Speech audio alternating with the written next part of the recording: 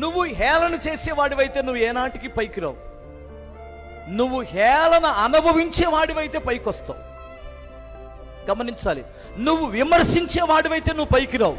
నువ్వు విమర్శలకు లోనైతే పైకి వస్తావు.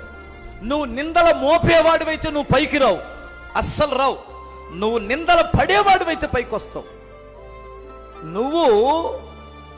నువ్వు సమస్యను క్రియేట్ చేసేవాడివైతే అస్సలు పైకి రావు. సమస్య నుండి విడుదలనిచ్చేవాడిగా నువ్వు అక్కడ ఒక ఔషధం లాగా పనిచేస్తే నువ్వు పైకి వస్తావు.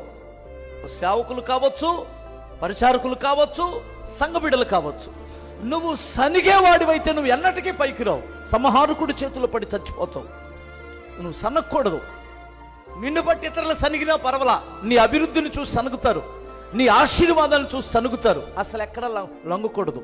యేసయ్య లోపలికి వెళ్తుంటే అంతలా మహానుభావుణ్ణి ఎగతాళి చేస్తున్నారట, హేళనగా మాట్లాడుతున్నారు, పటపటపట పళ్ళు కొరుకుతున్నారు యేసు మీద.